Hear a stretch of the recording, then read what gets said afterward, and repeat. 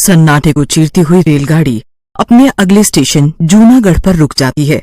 उस सुनसान स्टेशन पर रोशनी धीमी कदमों से अपना बैग लेकर नीचे आती है। ओह माय गॉड, ये ट्रेन कितनी लेट हो गई। ये स्टेशन भी पूरा खाली है। ज्वाइनिंग के पहले ही दिन में लेट हो गई। अब पता नहीं क्या होगा। मन ही मन बड़बड़ाते हुए रोशनी स्टेशन से बाहर निकलती है, लेकिन बाहर एक भी रिक्शा या ऑटो मौजूद नहीं था कि तभी उसकी नजर एक ऑटो पर पड़ती है। रिक्शा, ओ रिक्शा वाले भैया, दीनदयाल हॉस्पिटल चलेंगे? मैडम, इतनी रात गए, वो भी अस्पताल में? ना बाबा ना, मैं तो नहीं जाऊंगा। अरे डबल पैसे ले लेना, अब जल्दी चलो। ऐसा कहकर रोशनी जबरदस्ती उस ऑटो में बैठ जाती है। थोड़ी देर बाद वे लोग हॉस्पिटल पहुंच जाते हैं। लो मैडम, आ गया आपका अस्पताल, अब जल्दी से पैसे दे दो, मैं चलूं। रोशनी से जल्दी जल्दी पैसे लेकर ऑटो वाला घबराकर वहां से भाग जाता है। अजीब आदमी है। चलो कोई बात नहीं, कम से कम पहुंच तो गए। रोशनी हॉस्पिटल के अंदर जाती है। एक्सक्यूज मी, कोई है क्या यहाँ? जी मैडम, कहिए। अब मैं रोशनी, आज मेरी ज्वाइनिंग थी। एक मिनट मैम, मैं चेक करके बताती हूँ। हॉस्पिटल की डायरी में रोशनी का नाम चेक करते हुए वो रिसेप्शनिस्ट अजीब तरीके से घबराने लग जाती है और डरते हुए बोलती है, मैडम आज आपकी ड्यूटी मुर्दा घर में है। तो इसमें इतना घबराने की क्या जरूरत है? आप प्लीज मेरा सामान मेरे रूम में रखवा दीजिएगा। ऐसा कहकर रोशनी मुर्दा घर की तरफ बढ़ने लग जाती है।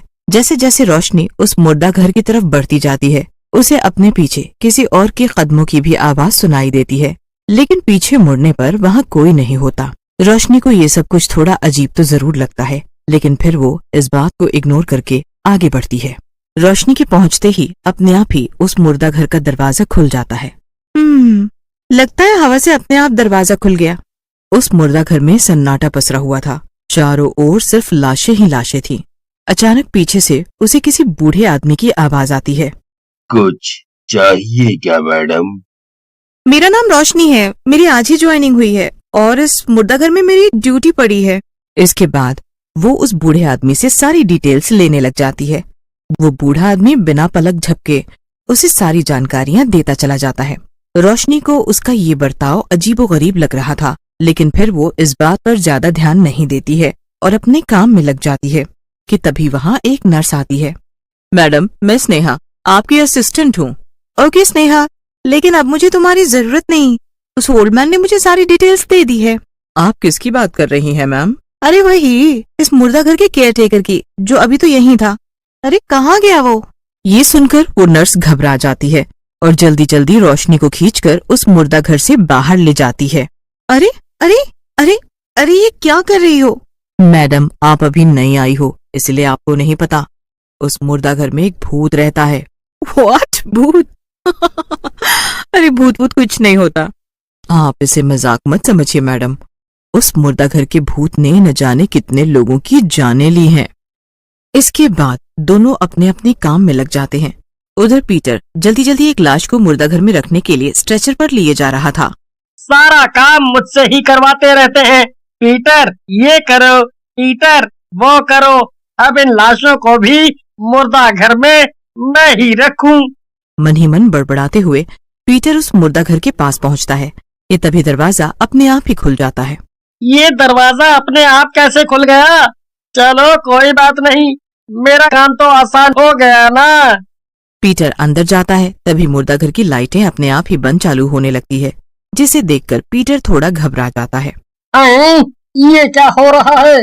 पहले वो दरवाजा अपने आप खुल गया और अब ये लाइट अपने आप ही बंद चालू हो रही है। कुछ तो गड़बड़ है। भाग पीटर, यहाँ से भाग। जैसे ही पीटर भागने की कोशिश करता है, उस मुर्दा घर का दरवाजा अपने आप ही बंद हो जाता है और वो मुर्दा घर का भूत उसके सामने आ जाता है। बड़ी बड़ी लाल लाल डरावनी आंखें, बदसूरत सा चेहरा और उसकी छाती पर अजीबोगरीब सिलाई के निशान भी थे। कहाँ भाग कर जा रहे हो पीटर? मुझे छोड़ दो, मुझे जाने दो। इतनी आसानी से कैसे जाने दूं? इतना कहकर वो मुर्दा घर का भूत पीटर को हवा में उठा देता है और बड़ी ही बेदर्दी से उसे मार डालता है। अगली सुबह ये बात पूरे हॉस्पिटल में हवा की तरह फैल जाती है हॉस्पिटल के सभी लोग पीटर के मौत की खबर सुनकर बहुत ही ज्यादा डर जाते हैं। तुमने सुना रोशनी, उस मुर्दा घर के भूत ने पीटर को मार डाला। अरे अरे यार, पता क्या मैंने, वो पीटर ना एक नंबर का पियक्कड़ था, शराब की नशे में खुद ही कुछ लिया होगा। क्या तुम्हें अब भी यकीन नहीं है इस पर? अभी तुम्हारा पाला पड़ा ना उस मुर्दा घर के भूत से, तब समझ। मुझे तो अब भी नहीं लगता कि ये काम किसी मुर्दा घर के भूत का है, लेकिन अगर ऐसा है तो इस बात का मैं पता जरूर लगाऊंगी। बच के, कहीं उसका अगला शिकार तुम ही ना बन जाओ। इसके बाद रोशनी जानबूझकर रात में अपनी ड्यूटी उसी मुर्दा घर में लेती है जिसमें सभी लोग जाने से कतराते थे। उस रात रोशनी थोड़ी घबराई हुई सी मुर्दा घर की तरफ बढ़ती है कि तभी उस मुर्दा घर का दरवाजा अपने आप खुलने लगता है। मुर्दा घर की लाइटें बंद चालू होने लगती हैं। रोशनी को अपने आसपास किसी आत्मा के होने का एहसास होता है। तुम जो भी हो ना, मेरे सामने आओ, मैं तुमसे नहीं डरती, समझे? कि तभी लाइटें ऑन हो जाती हैं और वो मुर्दा घर का भूत रोशनी के सामने आकर खड़ा हो जाता है। ये सब देख रोशनी की हालत पतली हो जाती है और वो घबराते हुए कहती है, कौन हो तुम और क्यों इन बेकसूर लोगों की जानें ले रही हो? मूर्ख लड़की, तुम फिर यहाँ मरने चली आई। मैं मरने नहीं, तुम्हें मारने आई हूँ, समझे? क्या कहा तुम मुझे? हाँ, आज तुम्हारा खेल खत्म। सीधे तरीके से बताओ, कौन हो तुम? वो भूत जोर जोर से हंसने लग जाता है कि तभी रोशनी एक तांत्रिक को अंदर बुलाती है, जिसे देखकर वो मुर्दा घर का भूत बहुत गुस्सा हो जाता है।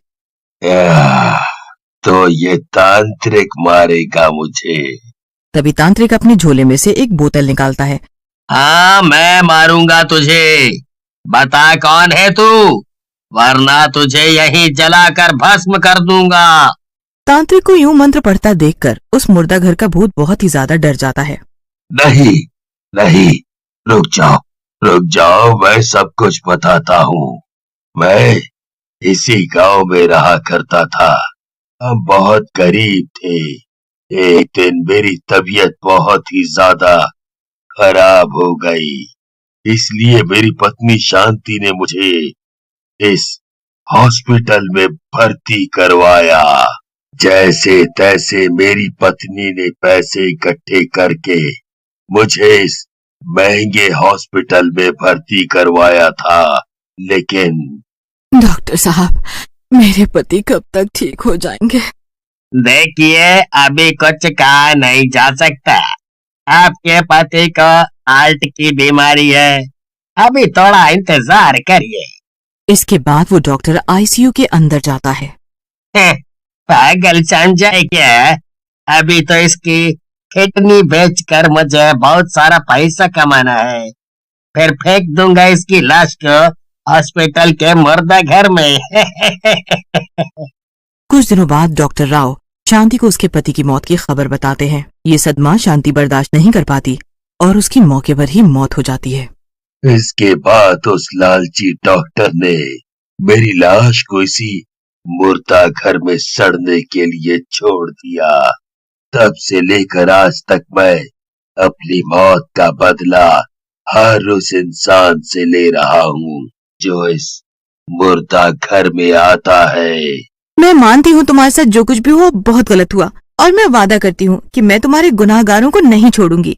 हर हाल में उन्हें सजा दिलवा कर ही रहूंगी। नहीं, मैं कुछ सुना नहीं चाहता। मैं अपना बदला खुद लेकर रहूंगा। बस, भले ही तेरे साथ जो कुछ भी हुआ वो बहुत ही गलत हुआ, लेकिन तू किसी और की गलती की सजा बेकसूर लोगों को नहीं दे सकता, इसीलिए अब तुझे जाना होगा। नहीं, मैं इस मुर्दा घर को छोड़कर कहीं नहीं जाऊंगा। तू मेरा कुछ नहीं बिगाड़ सकता, समझा तांत्रिक? तो तू ऐसे नहीं मानेगा, रुक, तुझे अभी बताता हूँ। इसके बाद वो तांत्रिक मंत्रों का जाप करना शुरू कर देता है और बोतल के पवित्र जल को उस मुर्दा घर के भूत पर छिड़क देता है। ऐसा होते ही उस मुर्दा घर के भूत की आत्मा तड़पने लग जाती है और हवा की तरह वहाँ से गायब हो जाती है। बाबा, अब बारी उस डॉक्टर की है जिसने लालच में आकर एक बेगुनाह की जान ली। रोशनी ने उस लालची डॉक्टर के खिलाफ हॉस्पिटल की अथॉरिटी में शिकायत की, जिसके बाद उस दोषी डॉक्टर को सजा मिली और उस मुर्दा घर के भूत की आत्मा